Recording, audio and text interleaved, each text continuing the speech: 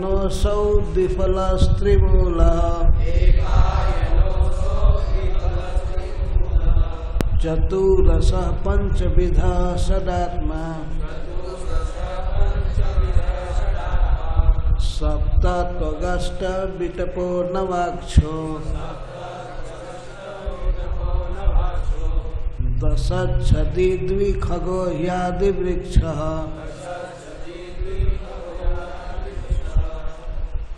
एकायनोऽसौ द्विफलस्त्रिमूलः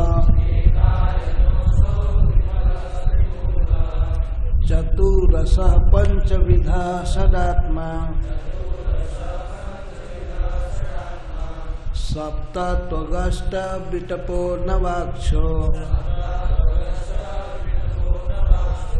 दशच्छदि द्विखगो ह्यादिवृक्षः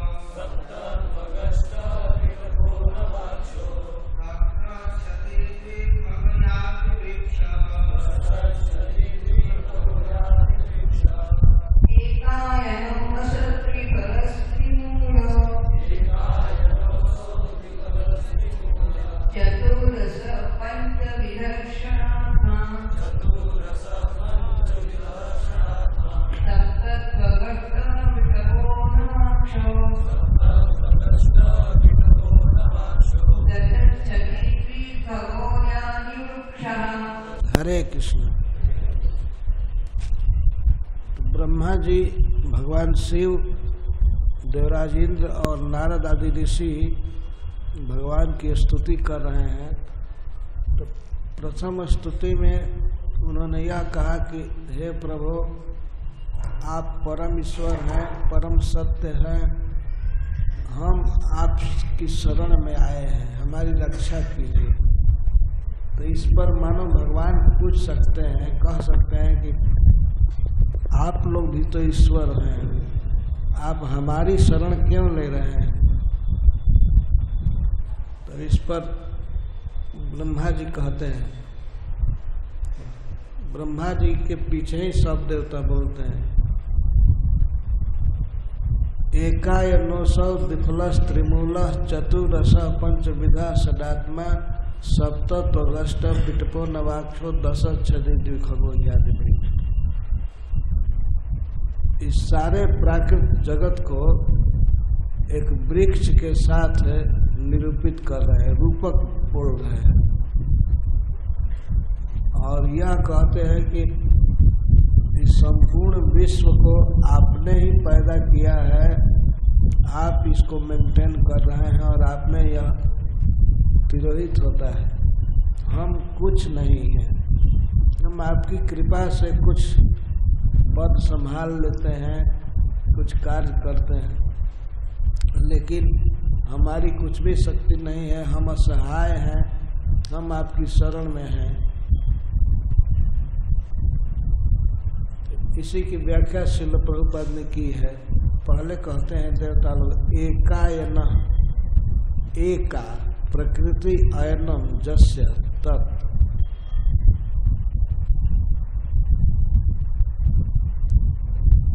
इस प्राकृत जगत का भौतिक प्रकृति ही आश्रय है, इसी पर टीका हुआ है। भगवान की शक्ति है बहिरंगा शक्ति, उसी के द्वारा इसका निर्माण हुआ है।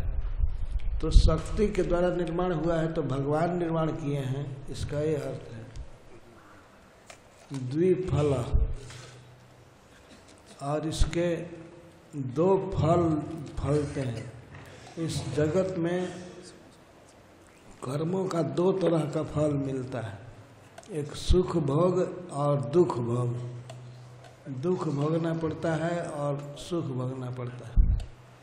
यहाँ वास्तव में कोई सुख नहीं है, लेकिन मन की जो अनुकूल वृत्ति होती है तो उसी को सुख कहा जाता है, और मन के जो प्रतिकूल होता है उसको दुख कहते हैं। तो यह संसार एक वृक्ष की तरह है, अश्वत्थ वृक्ष, वट वृक्ष की तरह, जिसमें बहुत शाखाएं हैं, बहुत विस्तार है। और शाखा तो पाताल लोक से लेकर के सत्य लोक पर्यंत ये सब शाखा ही है। भगवान गीता में इसका वर्णन किए हैं, ऊर्ध्वमूलम अधः शाखम। इस वृक्ष की जड़ें ऊपर है, मूल ऊपर है, और अधः शाखम, और शाखाएं अधः नीचे हैं।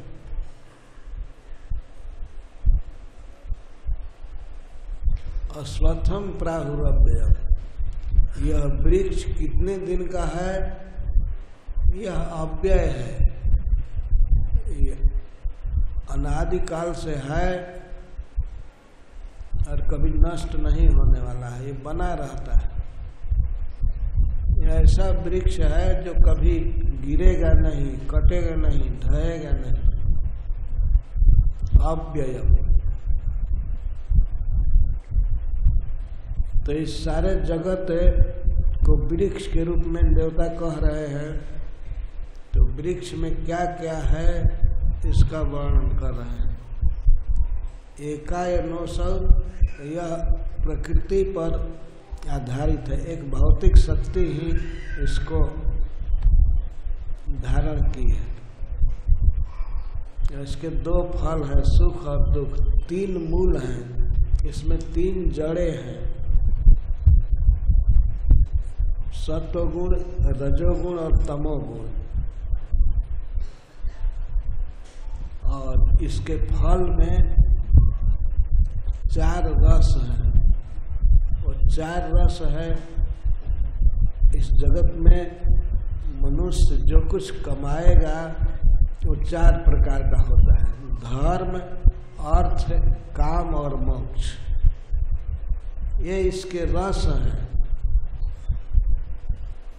धर्म का अर्थ है कुछ ऐसी वैदिक क्रियाएं करना, यज्ञ दान आदि करना, जिससे स्वर्ग में सुख मिले।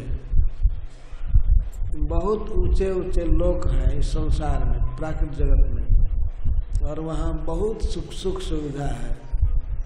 वहाँ का घर, वहाँ की वायु, वहाँ का वृक्ष, सब कुछ अद्भुत है। परंतु उन लोगों में कैसे जा सकते हैं? धर्म करके। तो धर्म करते हैं। कुछ बुद्धिमान लोग धर्म का आचरण करते हैं, वे चाहते हैं कि हमें स्वर्ग मिले, हमारे यहाँ से एलिवेशन हो, हम दूसरे जन्म में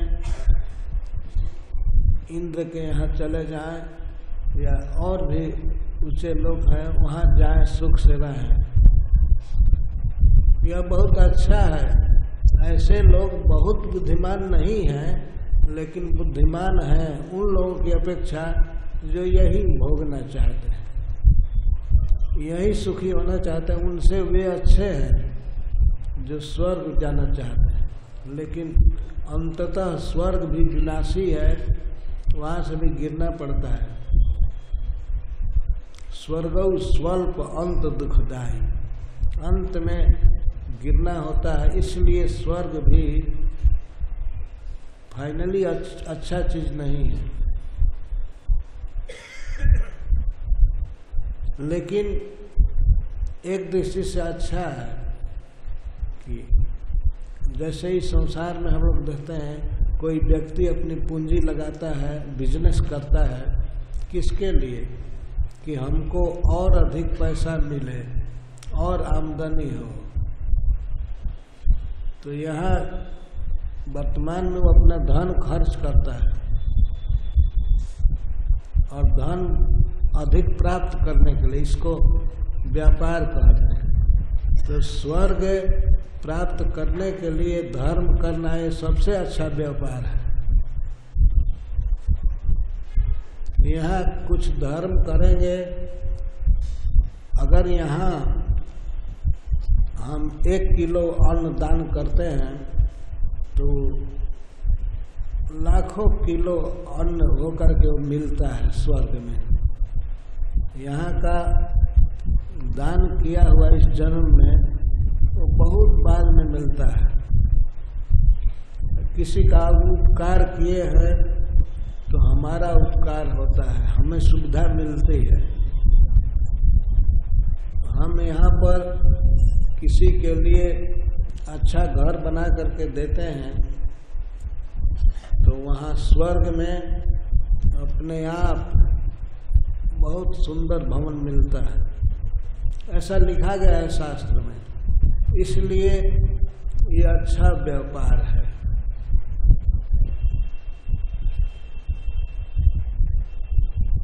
विश्वास करना चाहिए इस जीवन के बाद भी जीवन है, मरेंगे तो हम खत्म नहीं हो जाएंगे, अब इसके बाद हम जाएंगे।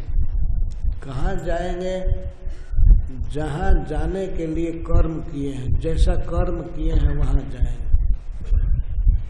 जाएंगे तो सभी, हो सकता है कि कोई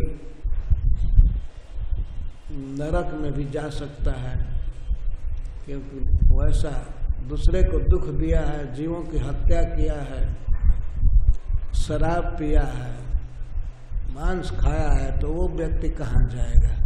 वो तो स्वर्ग का मुंह देख नहीं सकता, नरक में तो जाना ही है।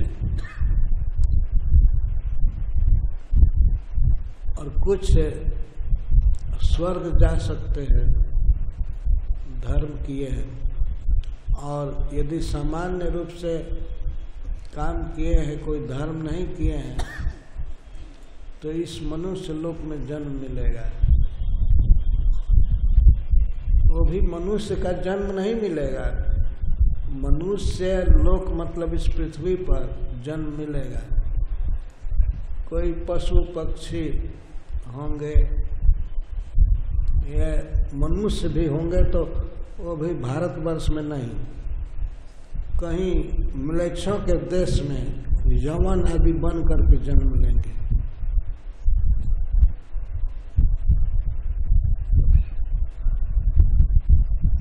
तो भारतवर्ष में तो जन्म मिलता है भगवान की स्पेशल कृपा से। कबहू करी करुणा नर देहि, देत इस बिनु हेतु सनेहि। भगवान प्रेम करते हैं बिना कारण के, बिना हेतु के, तो कृपा करके मनुष्य शरीर देता है। लेकिन अभी शरीर से फिर हम स्वर्ग जाएं या नरक में जाएं, ये ठीक नहीं है। इस शरीर से अब वह कर्म करना है जो भगवान ने अपने मुख से बताया है भगवत गीता में। मन मना भव मद भक्तो मद्याजी माम नमस्कुरु। ऐसा करके भगवान की भक्ति करके हम स्वर्ग से बहुत ऊपर दिव्य धाम में जाएंगे। इसीलिए स्वर्ग के लिए भी प्रयास नहीं करना चाहिए, परंतु यहाँ इस जगत में, इस पृथ्वी पर ही लोग भोगों में पड़े हैं। हिंसा, चोरी, ठगी, डकैती, लूटपाट आपस में कर रहे हैं। तो उनकी अपेक्षा स्वर्ग जाने की इच्छा जिनको है वे अच्छे हैं कि स्वर्ग में ये सब दुराचार नहीं है। वहाँ भ्रष्टाचार नाम की कोई चीज सुनेंगे नहीं, और इधर तो रोज रोज सुनने को मिलता है भ्रष्ट आचार। ये जो भ्रष्ट आचार में लगे हुए हैं कोई भी व्यक्ति, वो स्वर्ग नहीं जा सकता।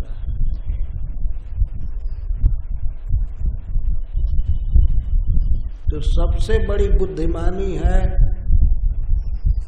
वैकुंठ में चले जाना। परंतु इस वृक्ष को पार करेंगे तब न, ये बहुत लंबा चौड़ा, बहुत घना, जिसको हम लोग झमाट कहते हैं भोजपुरी में, बहुत सघन वृक्ष है। इसको कैसे पार करेंगे? 50 करोड़ योजन है फैला है।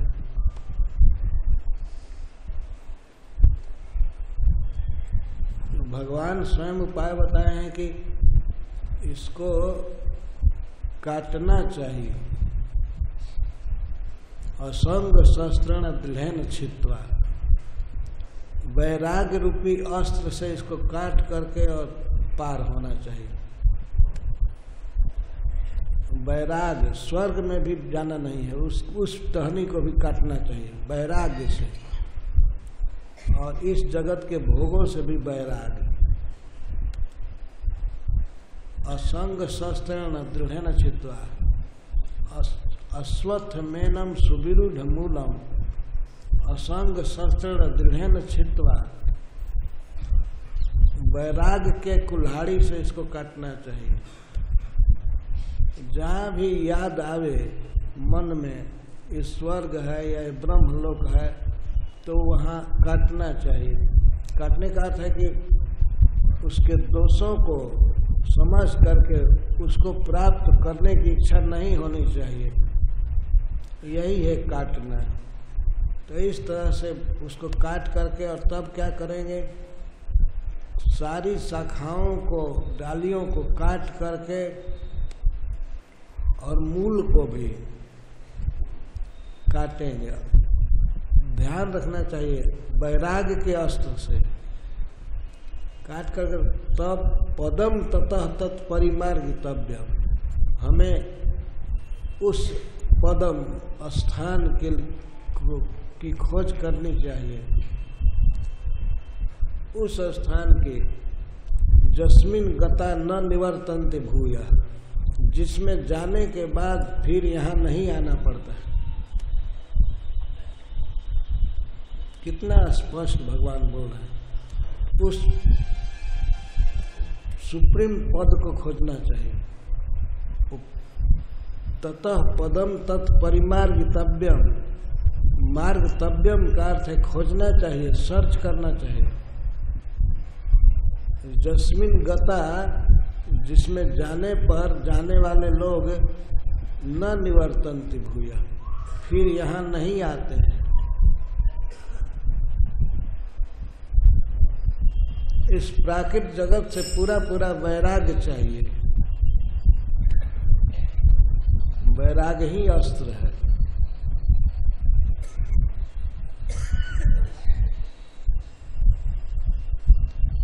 और केवल वैराग्य ही नहीं, कुछ लोग वैराग्य चाहते हैं लेकिन उनको पता नहीं है कि हम कहाँ जाएंगे। जैसे मायावादी लोग संसार से वैराग्य करते हैं, धन, स्त्री, पुत्र आदि से विरक्त हो जाते हैं, लेकिन कहाँ जाएंगे कुछ पता नहीं। भगवान कहते हैं अव्यक्ता ही गतिर दुखम देहवत भीरवाप्यते, अव्यक्ता गति।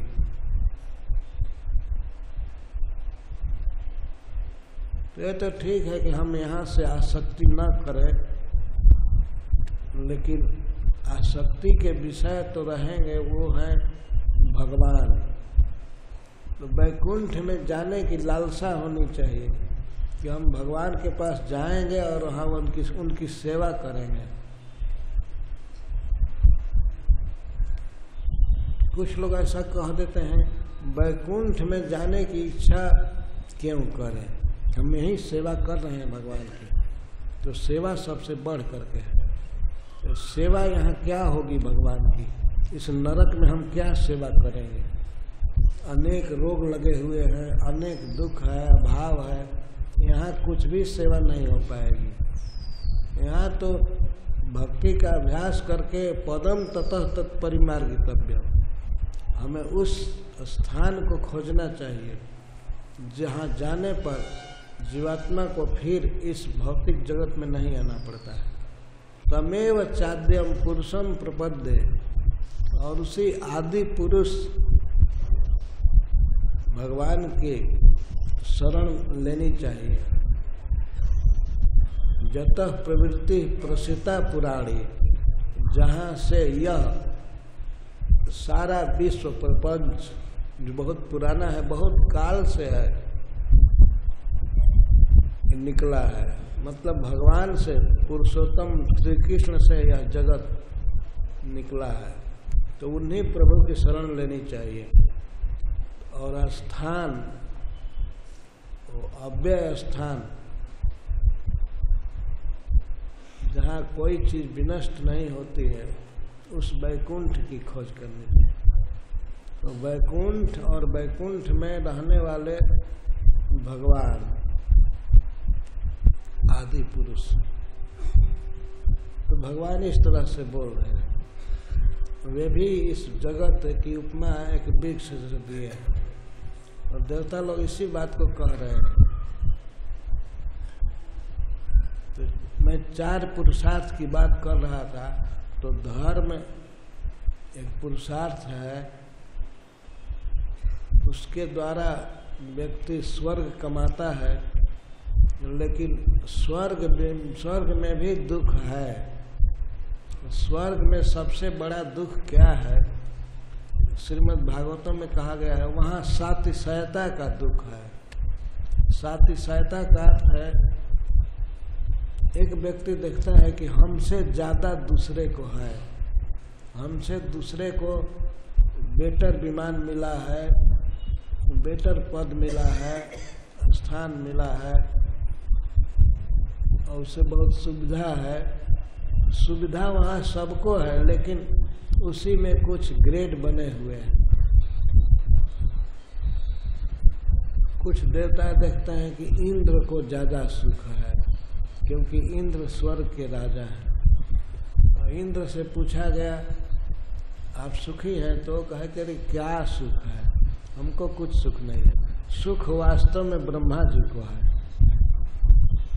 तो ब्रह्मा जी से पूछा गया कि आप सुखी हैं, तो कहते हैं नहीं, हम सुखी नहीं है, सुखी वास्तव में भगवान शिव है। और शिव जी से भी पूछा गया कि आप तो बड़े आनंद में हैं, आपको कोई काम धंधा है नहीं, केवल राम राम रटते रहते हैं, आप सुखी है ना?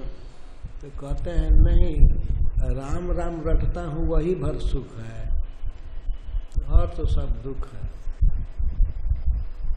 तो उनके बाद फिर वो कहते हैं कौन सुखी है, पूछा गया तो कहा सुखी तो भगवान विष्णु है। लेकिन गोस्वामी तुलसीदास जी कहते हैं मैं विचार करके कह रहा हूँ, भगवान के भजन बिना सब दुखी है।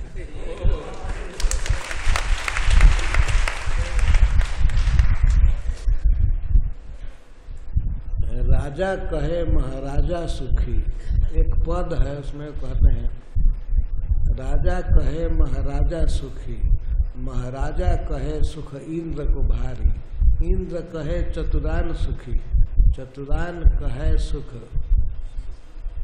विष्णु को भारी। और तुलसीदास बिचारी कहे बिन भजन बिना सब जीव दुखारी। भगवान के भजन बिना सब दुखी हैं। तो इसीलिए धर्म में पुरुषार्थ है, लेकिन रियल धरातल पर पुरुषार्थ नहीं है। ये स्वर्ग के लिए अपनी सुविधा, अपना धन इन्वेस्ट करना ठीक नहीं है। और कुछ लोग तो इतने मूर्ख हैं कि वो विश्वास ही नहीं करते हैं कि स्वर्ग है। यहाँ कुछ पूंजी लगाएंगे तो उसका नफा सामने दिखता है, लेकिन स्वर्ग में मर कर जाएंगे तो इस जीवन के बाद जीवन दूसरा है, इस पर विश्वास ही नहीं करते। जो भी सुख है, जो भी भोग है, बस इस शरीर तक है। इसलिए खूब खा लो, पी लो, मौज उड़ा लो, और इसके बाद कहाँ रहना है। ये शरीर ही सुख का मूल है, और ये मरने पर शरीर तो भस्म हो जाएगा, ये राख हो जाएगा। तो राख जो बनेगा उसके लिए कहते हैं जब तक जियो सुख से जियो, और जावत जीवेत सुखम जीवेत ऋणम कृत्वा घृतम पीवेत। और सुख से जीने के लिए शरीर स्वस्थ रखना जरूरी है, और स्वस्थ रहने के लिए पौष्टिक भोजन करना जरूरी है। उसमें घी एक प्रमुख चीज है। कोई कहे कि अरे घी तो बहुत महंगा है, मिलता नहीं है, तब कहता है ऋणम कृत्वा घृतम पीवेत, ऋण ले करके, लोन ले करके खूब घी पियो। तो प्रश्न होता है आखिर ये भी तो देना पड़ेगा, ऋण लेंगे तो ऋण चुकाना पड़ेगा ना, ये कौन चुकाएगा? घी पीने वाला शरीर तो यही भस्म हो गया, कौन चुकाएगा? ऋणम कृत्वा घृतम पीवेत भस्मीभूता से देह से पुनरा गमनम कुता। भस्म बनने वाला शरीर फिर कहाँ आएगा? कौन देगा? लोन कौन चुकाएगा? और किससे कोई मांगेगा? इस प्रकार ये भारत का एक दार्शनिक बोल रहा है। जब प्रभुपाद जी इस श्लोक को बोले तो अमेरिका के भक्त उनको पूछे कि क्या ऋषि भी ऐसी बात कह सकता है, इतना भोग भोगने की बात कह सकता है? तो प्रभुपाद जी कहे हाँ, वो तो भोग भोगने को कह रहा है, चरवाक नाम का ऋषि, लेकिन भोग भोगने में वो मांस खाने को नहीं कह रहा है, और घी पीने को कह रहा है। प्रभुपाद ने उत्तर दिया। तो यही अंतर है पाश्चात दार्शनिकों में और भारत के वैदिक दार्शनिकों में। ये अगर गलत भी बोलते हैं, भोग को प्रश्रय भी देते हैं, तो उनसे अच्छे हैं।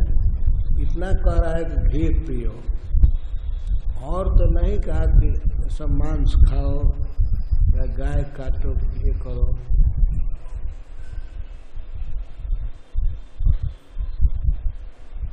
लेकिन इस तरह से भोग की प्रवृत्ति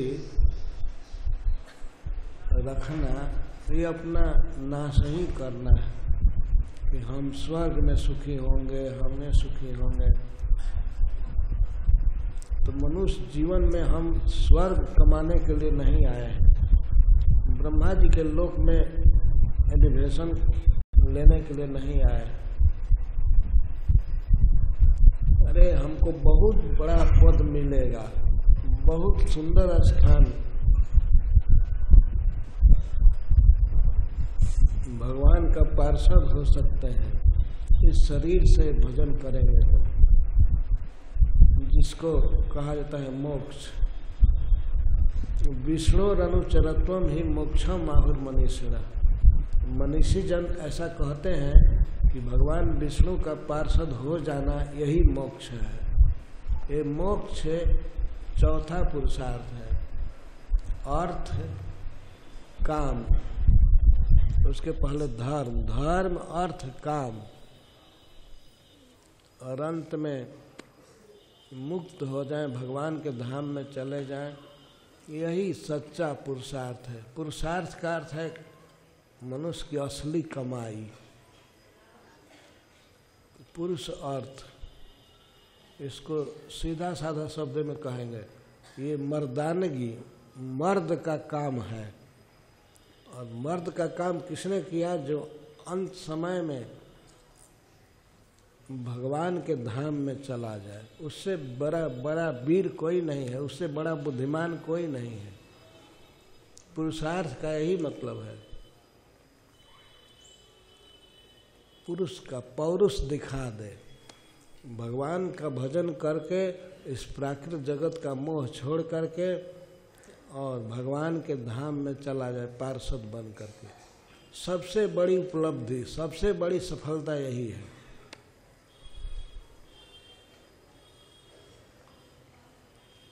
तो देवता लोग कह रहे हैं इस संसार में हम 4 रस प्राप्त करते हैं, धर्म, अर्थ, काम और मोक्ष। तो यदि 3 पुरुषार्थ धर्म, अर्थ, काम ये हमको मोक्ष के तरफ लीड नहीं किए तो ये पुरुषार्थ नहीं है, यह तो केवल विनाश है। लेकिन अगर तीनों उस दिशा में बढ़ने में सहायता करते हैं मोक्ष की तरफ, तब ठीक है। हम पैसा कमाए, अगर वो पैसा हमको भगवान की भक्ति में सुविधा दे रहा है तब तो ठीक है। और परिवार है, परिवार पत्नी है, पत्नी अगर भगवान के भक्ति में साथ दे रही है तो ठीक है। कोई भी घर में गद्दा रखे या फर्नीचर रखे, कोई सामान रखे हैं, कार रखे हैं, तो ये सब काम के अंदर है। काम मतलब इंद्रिय तृप्ति, परंतु इंद्रियों को तृप्त करके इन इंद्रियों से कुछ काम लेना है, इनको सुख दे करके इनसे कुछ काम लेना है। ऐसा नहीं है कि इनको बस केवल सुखी करना है। जैसे आप मान लीजिए घर में कार है, तो कार चलने के लिए है ना। और कोई मूर्ख आदमी केवल कार में पेट्रोल डाला करे और गाड़ी खड़ी छोड़ दे। और सपोज मान लीजिए ऐसी गाड़ी है जो पेट्रोल खाती भी है, बिना चले ही खा रही हो, और वो व्यक्ति पेट्रोल डालता हो महंगा खरीद करके, तो कितना बड़ा मूर्ख है। तो इस शरीर से या घर से, परिवार से हमको सहायता मिल रही है, भगवान के तरफ बढ़ने में उत्साह मिल रहा है, तब तो ठीक है, सबका पोषण करें। बच्चा, पत्नी, भाई सबसे मेल रखें। लेकिन अगर कोई बात से वो भगवान की भक्ति में बाधा देने लगे तो उसको पुरुषार्थ नहीं मानना चाहिए। कोई गद्दा लिए हैं सोने के लिए, आराम करने के लिए, तो वो तभी सार्थक गद्दा माना जाएगा कि हमको ठीक से नींद दे और 3 बजे हमको जगा दे। अगर वो गद्दा 3 बजे नहीं जगाया और उसी पर हम सोए रहे और मंगला आरती भी बीत गई, तब उस गद्दा से क्या मतलब है? वो गद्दा से तो बेकार है गिट्टी, उस पर सोए होते जग गए होते। तो जीवन में कोई सुविधा तभी सुविधा है जब अंत में फाइनल रिजल्ट हो कि भगवान में हमको सुविधा दिया, भजन करने की सुविधा दिया। यही बात सभी विषयों पर लागू है। तो 4 रस हैं, धर्म, अर्थ, काम, मोक्ष। पर तीनों पुरुषार्थ तब पुरुषार्थ होंगे जब मोक्ष की तरफ बढ़ने की सुविधा देंगे। जब मोक्ष की तरफ बढ़ने में अगर बाधक हो गए तो धन नहीं है, या वो शुभ कर्म नहीं है। जो स्वर्ग प्राप्त करने की लालसा तो है, लेकिन भजन की लालसा नहीं है।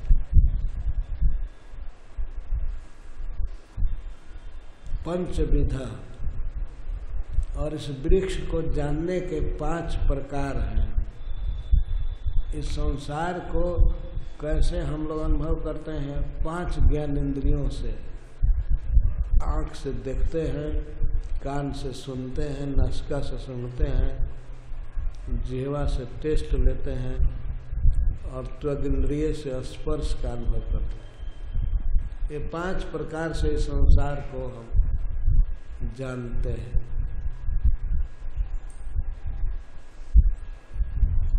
तो पंचविधा का अर्थ है 5 प्रकार से इसका ज्ञान प्राप्त करते हैं।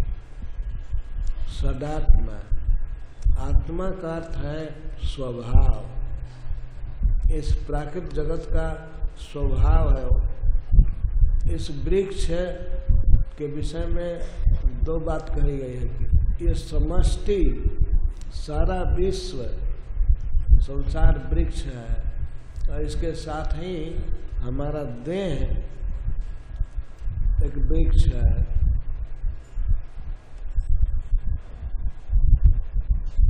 तो इसके 6 स्वभाव हैं।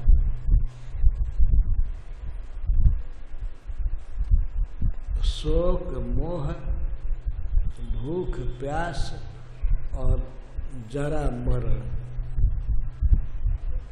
इसका स्वरूप है, इसको हम बदल नहीं पाएंगे। यहाँ पर शोक मोह लगा ही रहता है। मोह का अर्थ है शरीर को और शरीर के संबंधी बेटा, घर या कोई वस्तु, उसको मेरी मानते हैं, मेरा मानते हैं। तो अपने को देह और देह से संबंधित वस्तुओं को मेरा मानते हैं। इसको मोह कहा जाता है। मोह का अर्थ अज्ञान भी होता है, भ्रम भी होता है। हम हैं कुछ दूसरे, लेकिन अपने को देह मानने लगे। यही संसार का स्वभाव है। यहाँ प्रत्येक व्यक्ति अपने को देह मानता है और देह के संबंधित वस्तुओं को अपना मानता है। देह पहला चीज है, और देह के बाद और दूसरा क्या क्या चालू हो जाता है। तो देह के बाद कहीं किसी कन्या से विवाह किए तो भावना हुई ये मेरी है। वैसे संसार में करोड़ों कन्याएं हैं, लेकिन किसी एक कन्या का पाणी ग्रहण किए तो भावना हो गई, ये अभिमति हो जाती है कि यह मेरी है। और उसके संपर्क से, संयोग से अगर कोई बच्चे बच्ची हो गए तो ये मेरे हैं। और देह के लिए ही अगर कोई घर बना लिए तो कहते हैं घर मेरा है,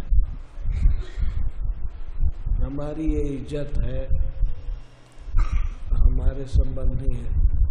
तो पहले स्त्री से संबंध, फिर बच्चों से, और बच्चों का फिर बढ़ा, बच्चे का विवाह हुआ तो वहाँ अपने समधि मिल गए। समधि, समान बुद्धि के। लड़की का विवाह भी किए तो भी समधि मिले, समधि। तो इस तरह से संसार में मोह का विस्तार होता है। तो ये लगा ही रहेगा शोक मोह। और मोह तो समझ गए। और शोक, हर एक क्षण 24 घंटे किसी भी अवस्था में जीव यहाँ पर शोक करता रहता है। शोक का अर्थ है दुख की भावना।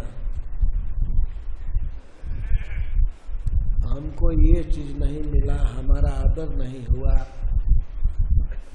किसी बात को सोच करके हृदय में जो सूखापना अनुभव होता है उसको शोक कहते हैं। चाहे आगे की बात अथवा पीछे की बात, सोच सोच करके शोक होता ही रहता है। एक क्षणिक स्थिति से भी शोक होता है। जैसे आप जा रहे हैं गाड़ी से, अगर कहीं ट्रैफिक लाइट पड़ जाती है और लाल देर तक रहती है तो कार में बैठे बैठे शोक होने लगता है, ये क्या कर रहे हैं लोग। मन में शोक होता है, मोह बना हुआ है और शोक आता रहता है, क्षण क्षण में आता रहता है, निरंतर शोक रहता है, छोटी छोटी बातों को सुनकर सोच करके।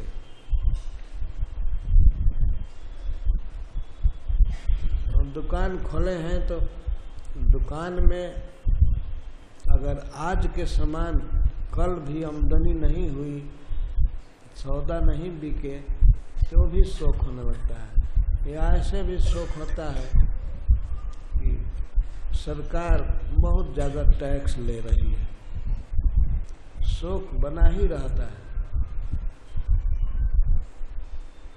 और कोई जरूरी नहीं कि बहुत ज़्यादा आमदनी हो जाए तो शोक नष्ट हो जाएगा, शोक बंद हो जाएगा, नहीं। अगर बहुत पैसा आ गया तो शोक होगा, सोच सोच करके इसको कोई चोर न ले ले। अपने बेटा से भी भय होता है, शोक होता है, वो ज्यादा खर्च न कर दे और उसके आचरण को देख करके शोक करते रहते हैं। अगर कोई बच्चा बीमार हो गया तो वो शोक होता है, नहीं भी बीमार है तो सोचते रहते हैं कि कैसे पढ़े लिखेगा, कैसे अच्छा आदमी बनेगा, कैसे इसकी गृहस्थी चलेगी। ये शोक करना मनुष्य का स्वभाव होता है, बिल्कुल। मनुष्य ही नहीं, पशु पक्षी सभी शोक कर रहे हैं। आप कुछ पक्षियों को चारा डालिए और चुगते रहते हैं, लेकिन थोड़ा सा ताली बजाइए तुरंत उड़कर भाग जाते। उनको भय है कि हमको कोई मार देगा। ऐसे ही संसार में सब कुछ ठीक है, भोजन, आवास, कपड़ा, स्वास्थ्य सब ठीक होता है, लेकिन फिर भी शोक करने का स्वभाव है, चिंता होती है। इस प्राकृतिक जगत में, इस भौतिक देह में जब तक रहेंगे तब तक यह होता ही रहेगा। ये शोक और मोह मन के काम है, मन का धर्म है। मन ये करता ही रहेगा, शोक मोह। और भूख प्यास, भूख प्यास से प्राण का काम है। प्राण को भूख लगेगी और प्यास लगेगी। वैकुंठ में ऐसी व्यवस्था नहीं है कि हमको खाना ही पड़ेगा, अगर नहीं खाएंगे तो बिल्कुल निस्तेज हो जाएंगे, काम नहीं करेंगे। इस जगत में खाना पड़ेगा, नहीं खाएंगे तो चलेगा भी नहीं शरीर। और खाना के लिए कितना प्रयास करना पड़ता है। भूख से जूझने के लिए इतना गैस सिलेंडर है और क्या क्या। तो सवेरे 7-8 बजते ही बस भोजन के लिए तैयारी करो, बनाओ, सामान जुटाओ, ये सब्जी खरीदो, ये करो वो करो। ये सब किस लिए? यह भूख समस्या है और भूख लगेगी ही। यहाँ इस जगत में यही स्वरूप है, इस देह का यही स्वभाव है, भूख लगेगी और प्यास लगेगी। हमने देखा है गर्मी के दिन में कोई ट्रेन जब किसी बड़े स्टेशन पर आकर के रुकती है तो लोग पानी के लिए कैसे तबाह हो जाते हैं। पानी पीने के लिए धक्का हो जाता है। वो पानी पाने के हैं, उनको पानी दो, पानी दो, पानी दो। बच्चे, स्त्री और जवान सभी पानी के लिए प्यास से तड़पने लगते हैं। पानी चाहिए, पानी चाहिए, पानी चाहिए। ऐसा शरीर है कि शरीर में प्यास लगेगी ही। इस शरीर से मुक्त होकर के जब हम भगवान के धाम में जाएंगे तब ये भूख प्यास में बाधित नहीं करेगी। वहाँ भी पानी है, पानी दिव्य है, भोजन वहाँ भी है, लेकिन वो शरीर ही ऐसा है कि वही जीवन है। कुछ खाएंगे पिएंगे तब जिएंगे ऐसी बात नहीं है। इस संसार में तो तब जिएंगे जब कुछ खाएंगे, तब सुखी होंगे जब कुछ पिएंगे। लेकिन भगवान के धाम में अपने आप शरीर से ही जीवन निकलता है, क्योंकि वो चिन्मय होता है, दिव्य होता है।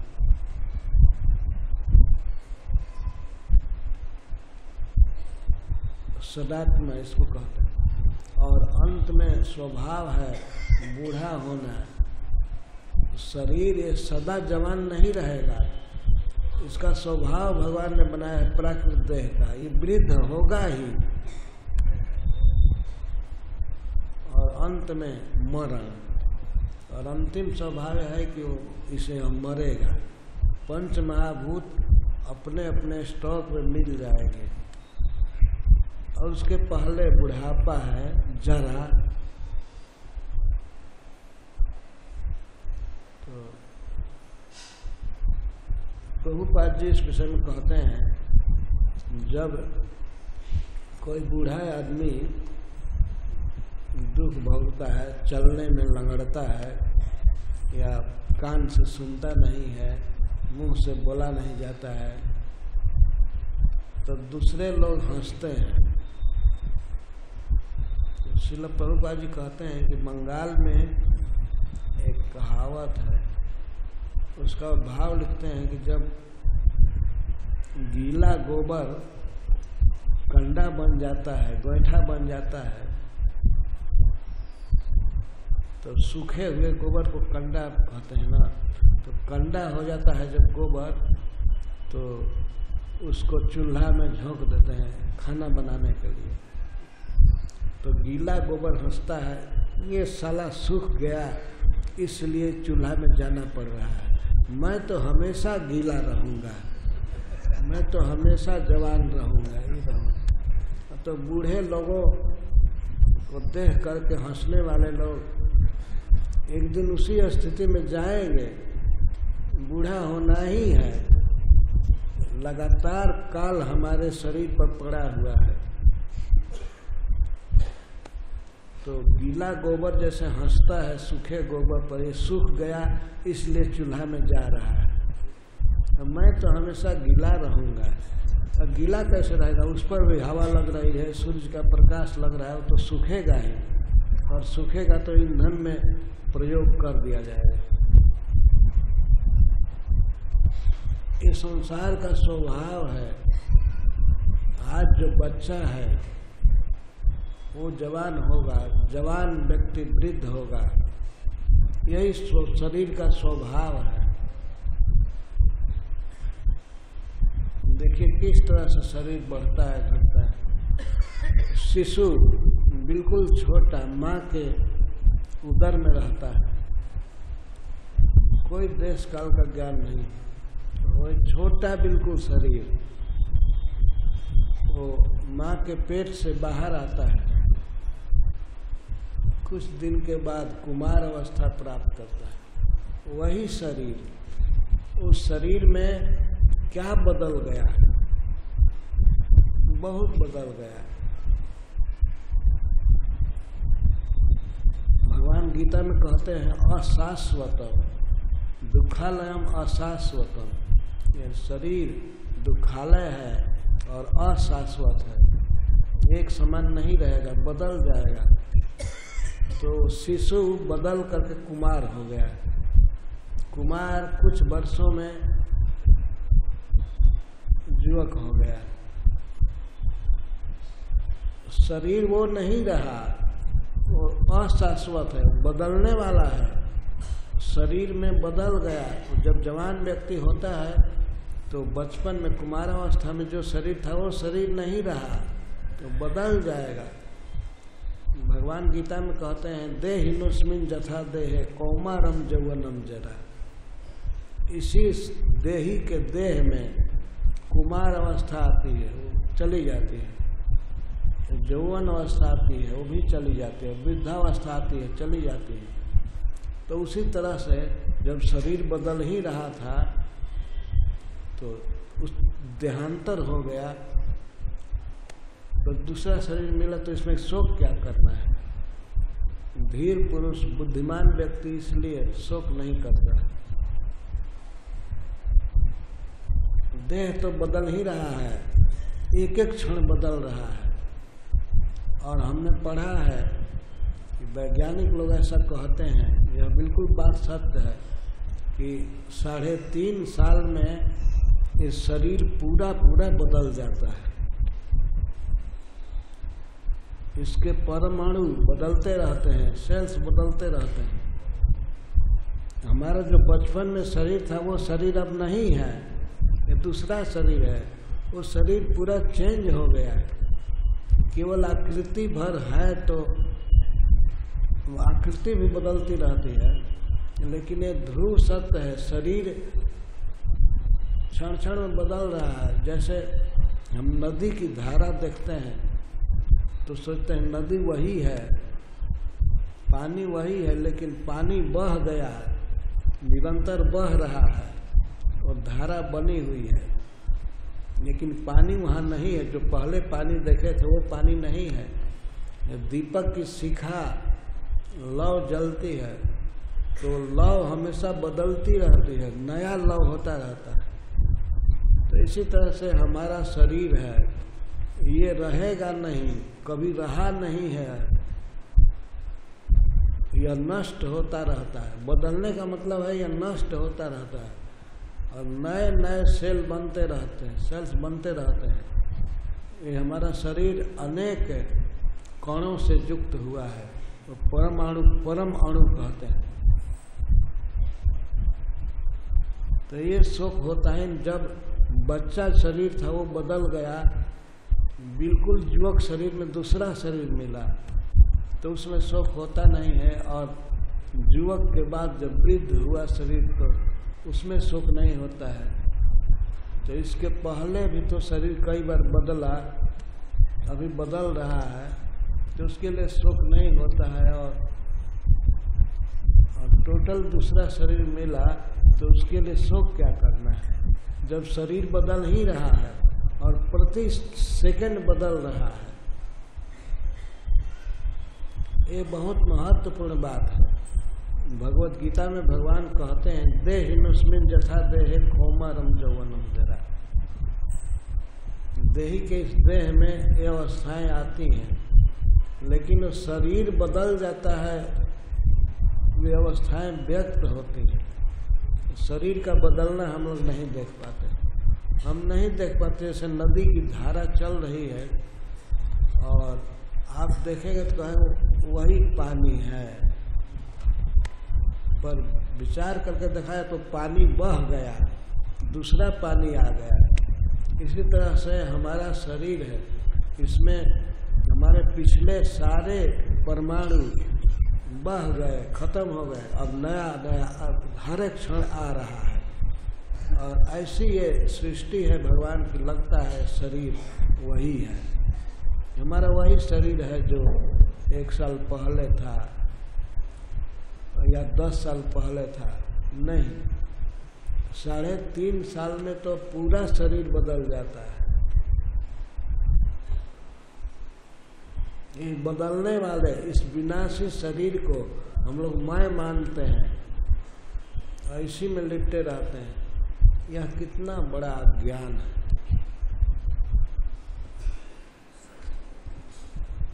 संसार की ऐसी बनावट है, प्रत्येक प्राणी ये सोच रहा है कि हम अजर हैं, हम अमर हैं, मैं नहीं मरूंगा, तो यह भावना जो है ये आत्मा की है।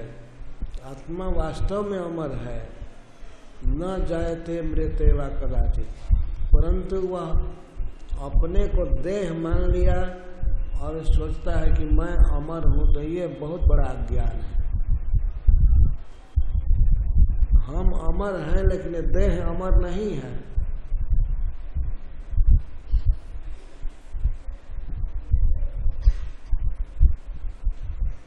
तो देह तो क्षण क्षण में मरता रहता है।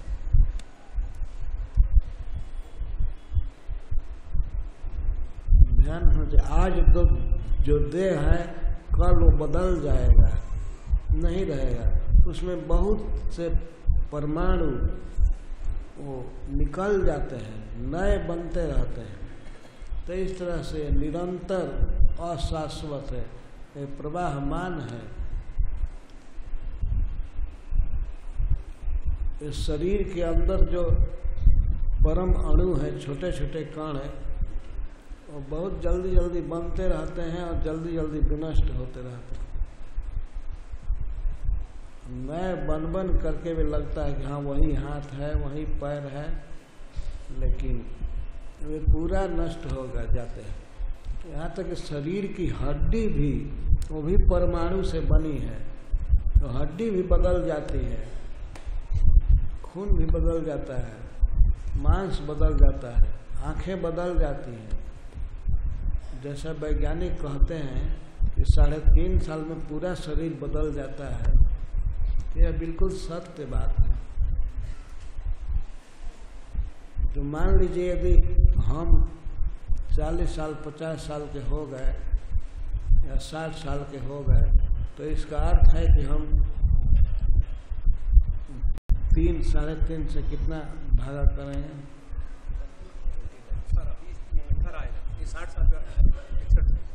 18 बार शरीर बदल चुके पूरा।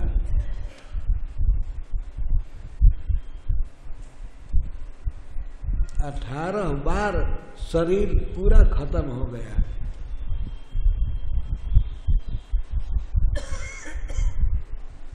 इसी तरह से मृत्यु के समय शरीर खत्म हो जाएगा, तो इस विषय में धीर पुरुष शोक नहीं करते, मोह नहीं करते। वो ये नहीं जानते, ये सोचते हैं कि हाँ ठीक है शरीर बदल रहा है, हम नहीं बदल रहे हैं, ये ठीक है। शरीर का यही स्वभाव है।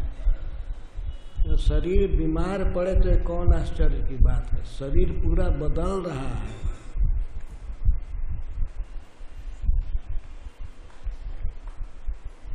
और शरीर के में जो भी अंग हैं सब बदल रहे हैं। आंख बदल रही है, आंख बदल रही है, कान बदल गया है, और फिर भी लोग सोचते हैं, फोटो खींच करके देखते हैं कि नहीं नहीं हम वही हैं। नहीं, बदल गए।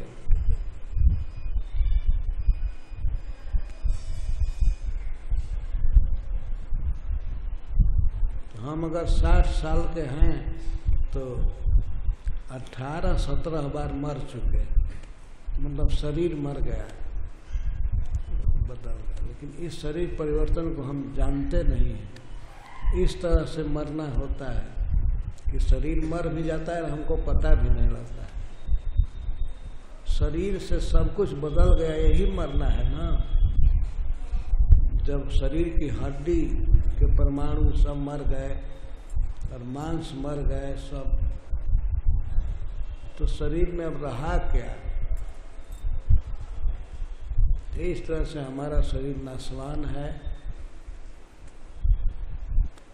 हमें समझना चाहिए। तो श्रीमद् भागवतम में शरीर को जो वृक्ष कह रहे हैं, इसके पीछे बहुत भारी सिद्धांत है।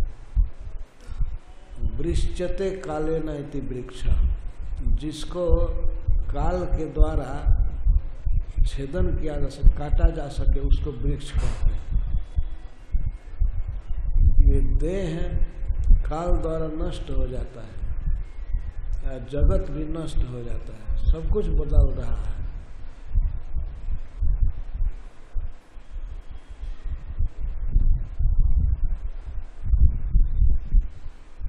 तो इस परिवर्तनशील संसार में सत्य क्या है? तो सत्य है देवकी का पुत्र, उसकी शरण ले रहे हैं देवता लोग। तो फिर ऐसा कौन बुद्धिमान होगा जो अन्यों की शरण लेगा? सभी को देवकी नंदन भगवान का भक्त बनना चाहिए।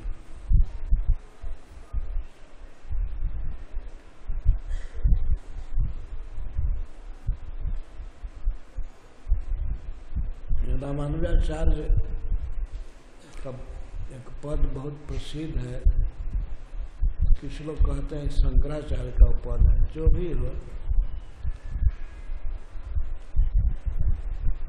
एक ही उपास्य है, और देवकी पुत्र भगवान, और एक ही कर्म है, तस्य देवस्य सेवा, भगवान कृष्ण की सेवा, और एक ही मंत्र है, वो है महामंत्र, हरे कृष्णा हरे कृष्णा कृष्णा कृष्णा हरे हरे हरे राम राम राम हरे हरे। तो ये कोई संशय की बात नहीं रह गई है, तो सिद्ध है कि भगवान कृष्ण आराध्य हैं और उनका नाम ही सबसे बड़ा मंत्र है। श्रील प्रभुपाद की कृपा से सारा विश्व इस बात को जानता है। अब कोई तर्क की गुंजाइश नहीं है कि कोई तर्क करे, सोचे कि हम नहीं मानते हैं कृष्ण को। नहीं मानने वाले ही बेवकूफ मान लिए जाएंगे।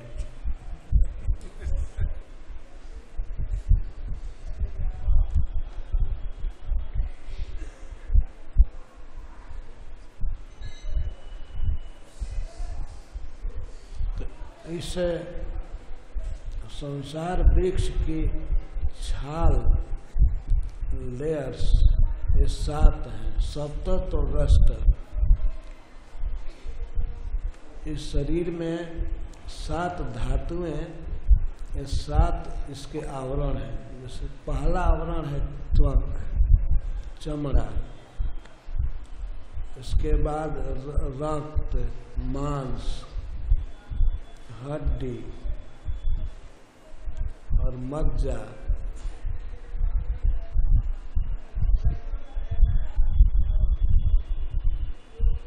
और मांस में जो चर्बी है उसको मेद कहते हैं, मेद। और अंतिम शरीर का विकार है वो है वीर्य। ये 7 चीजें शरीर में हैं, इनको इस वृक्ष की छाल कहा गया है।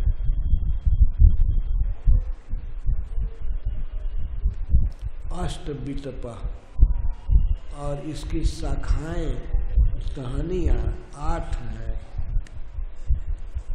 भूमि, जल, अग्नि, वायु, आकाश 5 है, और मन, बुद्धि, अहंकार 3 है, सब मिलाकर 8। 9 अक्ष और 9 छेद हैं इस शरीर में। और शरीर में 9 छेद हैं, जैसे मुख, कान, नासिका, आँख और नीचे के 2 अंग हैं। तो ये छेद कहे जाते हैं। और 9 अक्ष इस वृक्ष की खोणर है।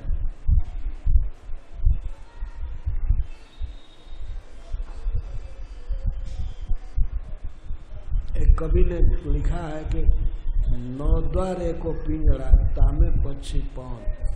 यह पिंजड़ा, ये शरीर 9 दरवाजों से युक्त है और इसमें पक्षी रह रहा है, वो भी प्राण के रूप में पक्षी रह रहा है, हवा के रूप में।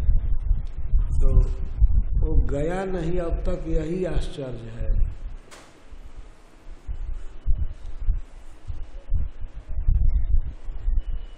रहबे को आश्चर्य है, रहने को आश्चर्य कैसे टिका है प्राण। गया तो आश्चर्य कौन, ये चला जाएगा तो क्या आश्चर्य है। हवा के रूप में प्राण है और पिंजड़ा में चारों तरफ दरवाजा है, खुला है सब। अगर यह चला जाए तो क्या आश्चर्य है। तो इसमें 9 दरवाजे हैं और 10 छदी, 10 प्रकार के इसके पत्ते हैं। तो आचार्य लोग बताते हैं कि हमारे शरीर में जो 10 प्रकार की हवा है, वायु है, वही 10 पत्ते हैं। हवा के बल से ही शरीर टिका हुआ है। हमारे शरीर में 10 प्रकार की हवा काम करती है। इनके नाम इस प्रकार से हैं: प्राण, अपान, समान, व्यान, उदान और अंत में नाग, कूर्म, कृकलास, धनंजय और संजय, देवदत्त और धनंजय। ये 10 प्राण हैं। ये प्राणवायु 10 प्रकार से हमारे शरीर में काम करती है। और वैद्य लोग बताते हैं कि यह बात माने हवा, ये बात जब विषम हो जाता है, कहीं ठीक से काम नहीं करता है, तो फिर अनेक रोगों का कारण होता है। कफ, पित्त और वात, तीनों को बैलेंस में रखना चाहिए। तो 10 प्रकार के प्राणवायु का मैं वर्णन कर रहा हूँ। एक का नाम है प्राण। प्राण हमारे नाभि में वास करता है, नाभि में रहता है और हृदय तक उसका काम होता है। प्राण,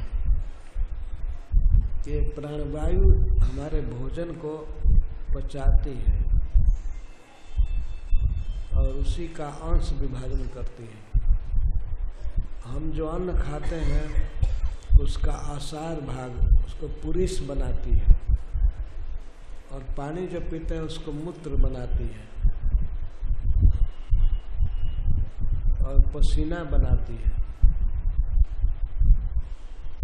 प्राणवायु ये सब काम करते हैं। हमारे ऊपर के इंद्रियों में जो भी शक्ति है, जैसे बोलने की, सुनने की, देखने की, तो वो सब शक्ति देती है, स्फुरना देती है।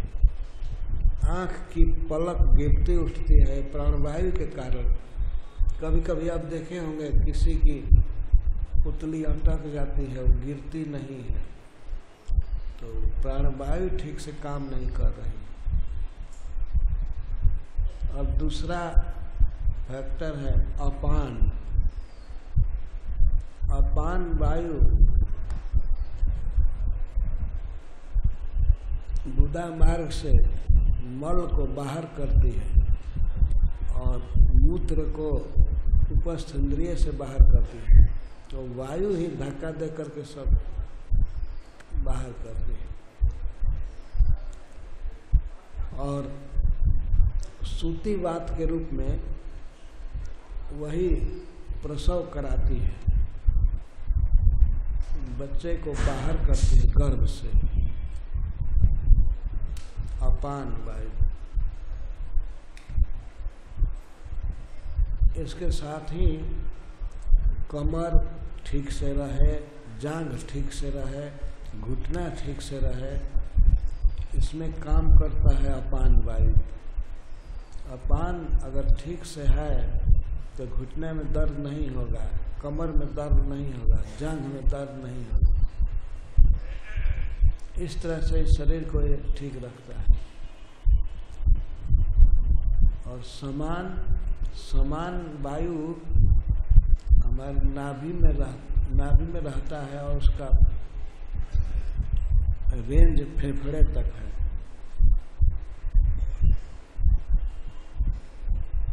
जो समान वायु हमारे भोजन के रस को जो हम खाते हैं, जब अन्न पच जाता है, जो पचाने का काम नहीं करती, जब भोजन पच जाता है तो उसके रस को सारी नाड़ियों में और शरीर के सभी अंगों में वो समान रूप से पहुंचाता रहता है।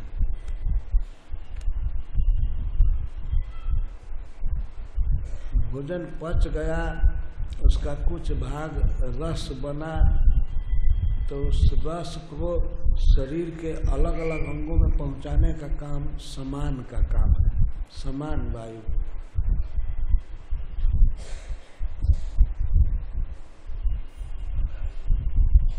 समान उदान वायु हमारे कंठ में रहती है और कंठ से ऊपर तक उसका काम है। तो शरीर को सीधा रखना, इरेक्ट रखना, ये उदान वायु का काम है। उदान वायु अगर ठीक से काम नहीं करता है तो लोग झुक जाते हैं, बहुत आलसी हो जाते हैं। तो शरीर को सीधा रखना ये उदान वायु का काम है। और बयान वायु हमारे उपस्थेंद्रिय के मूल के ऊपर रहता है, मतलब नाभि से नीचे।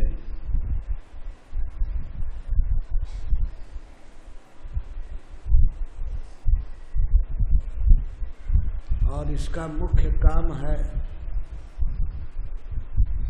ये खाए हुए पदार्थ में जो रस होता है, रस को भी शोधित करके अंत में रक्त बनता है, तो उस रक्त को सारी नाड़ियों में सब जगह भेजना इसका काम है, जिसको ब्लड सर्कुलेशन कहते हैं। तो सब जगह रक्त प्रवाहित करता है वायु, उदान वायु। इसके बाद नाग वायु के कारण हम लोग छींकते हैं। कभी कभी छींक आती है ना, तो जीवन में छींक बहुत जरूरी है। तो सर्दी के कारण छींक नहीं, स्वाभाविक छींक जो आती है, तो नाग वायु छींक उत्पन्न करता है। और क्रिकलास वायु का एक नाम है, वो भूख और प्यास पैदा करता है।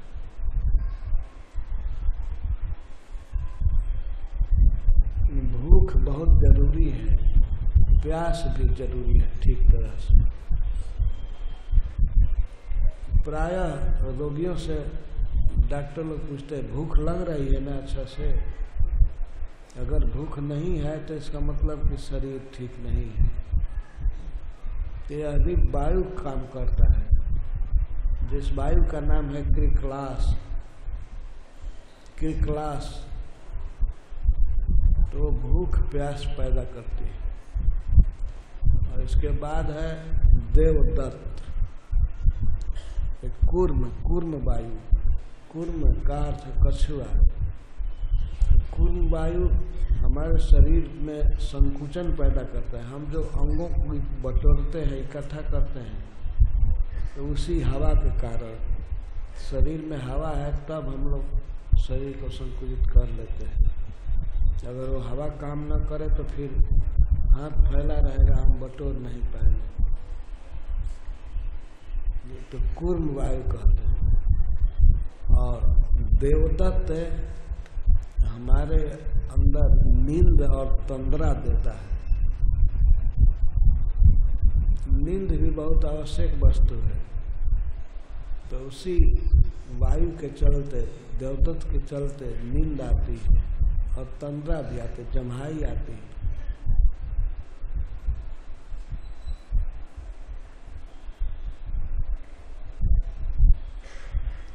और अंत में है धनंजय वायु, वो सभी अंगों में पोषण देता है और फुर्ती देता है। तो इस तरह से हमारे शरीर में 10 प्रकार की हवा है,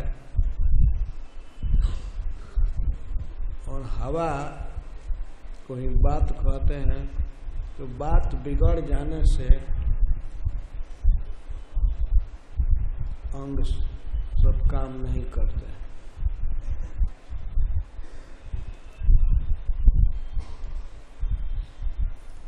ये डॉक्टर लोग बताते हैं, और रोगी होने से मैं इस बात को जान गया धीरे धीरे। बात कहते हैं, आयुर्वेद में बात कहते हैं। ये बात रोग है। बात रोग से ही ये पैरालिसिस होता है और क्या क्या।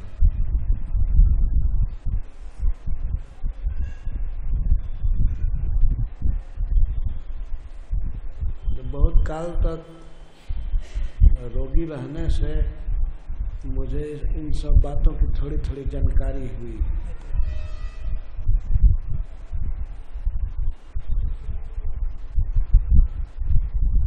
तो भगवान की स्तुति में ब्रह्मा जी कह रहे हैं कि इस शरीर वृक्ष पर 10 पत्ते हैं, ये 10 प्रकार की हवा, और 2 खग, 2 खग हैं।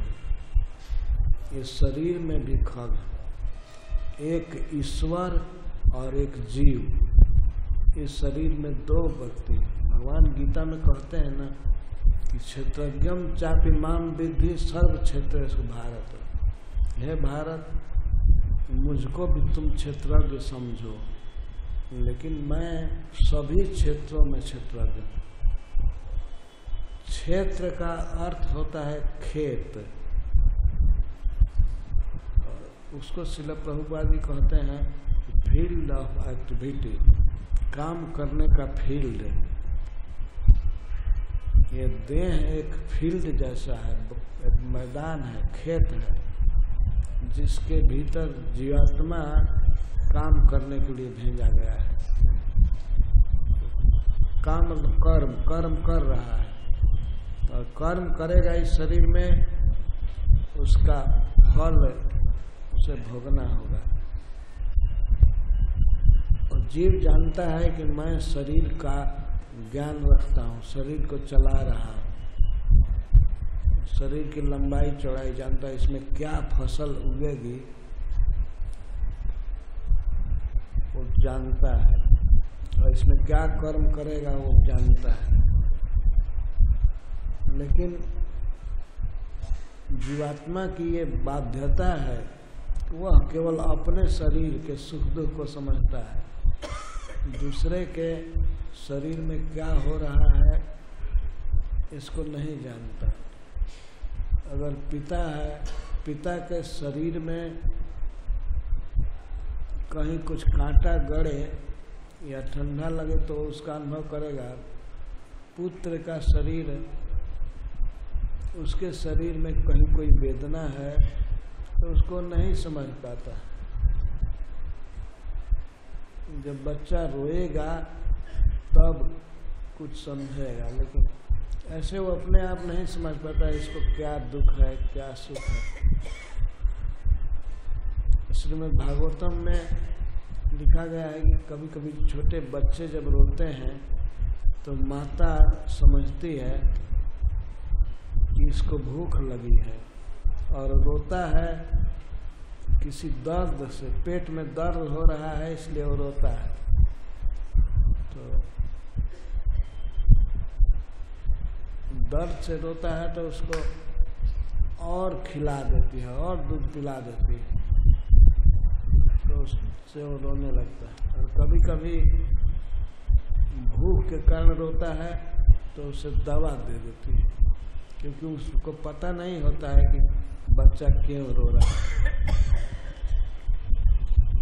भगवान कहते हैं कि मैं सबके देह में हूँ, सब जानता हूँ। प्रत्येक प्राणी क्या कर्म कर रहा है, कितनी फसल बोया है, कितना काटेगा, अब किस क्षेत्र में जाएगा, ये क्षेत्र छोड़ करके, ये देह छोड़ करके कहाँ जाएगा, अपने कर्म के अनुसार, अपनी योग्यता के अनुसार उसको दूसरे देह में भेजना है, इसको भगवान जानते हैं। सभी क्षेत्रों में मालिक है। पूरे ब्रह्मांड में अनंत कोटि जीवों के हृदय में है।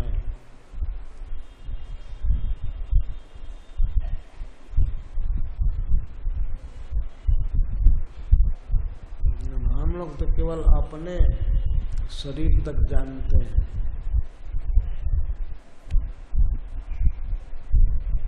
भगवान इसको सब मालूम है। हमको यदि ये कहा जाए कि आप बताइए कि कोई व्यक्ति दूर बैठा हुआ हो क्या सोच रहा है, उसके मन में क्या विचार उठ रहा है, तो हम क्या जानेंगे। अपना विचार जाने इतना ही काफी है। अगर कोई पूछे कि 2011 में 7 जुलाई को आप 9 बजे क्या कर रहे थे, क्या सोच रहे थे, तो हम नहीं बता पाएंगे कि हमारा मन कहाँ था, क्या सोच रहा था।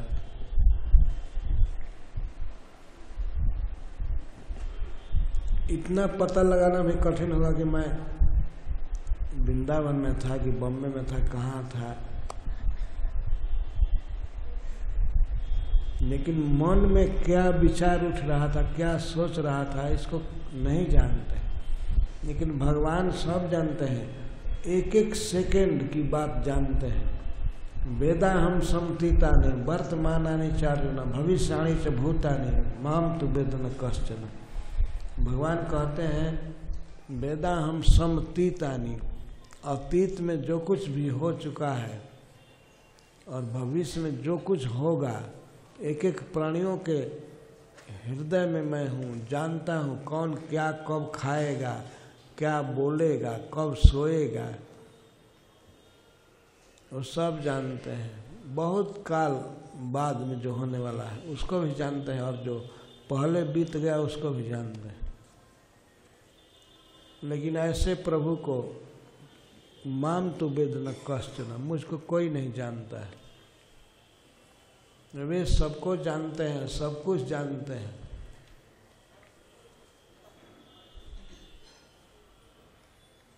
तो इसलिए दोनों प्रकार के लोगों को सावधान होना चाहिए।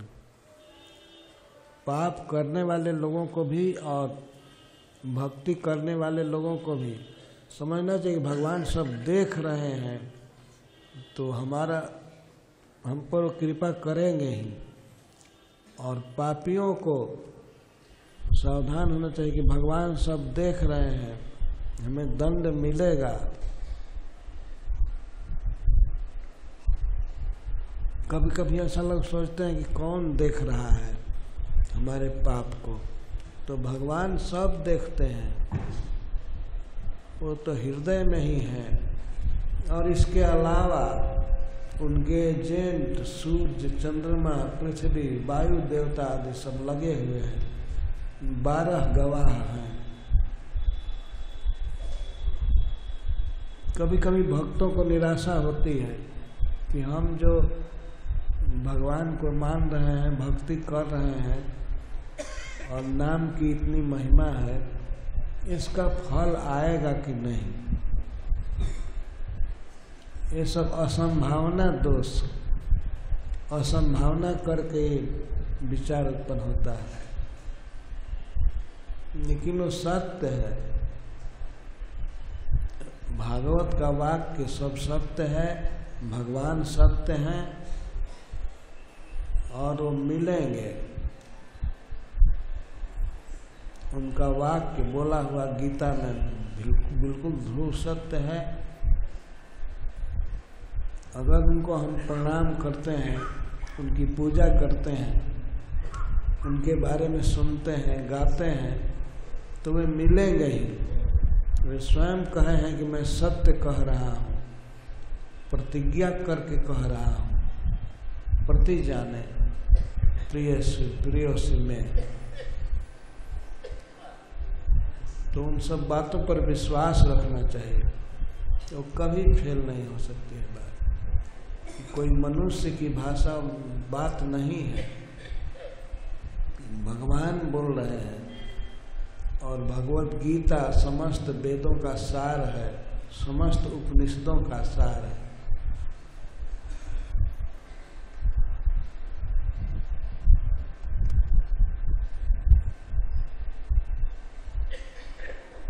तो उत्साह रखना चाहिए और दृढ़ विश्वास भगवान की कृपा पर, भगवान के स्वभाव पर और उनकी लीला पर, उनके वचन पर सबसे ज्यादा विश्वास होना चाहिए, भगवत गीता पर। हरे कृष्ण।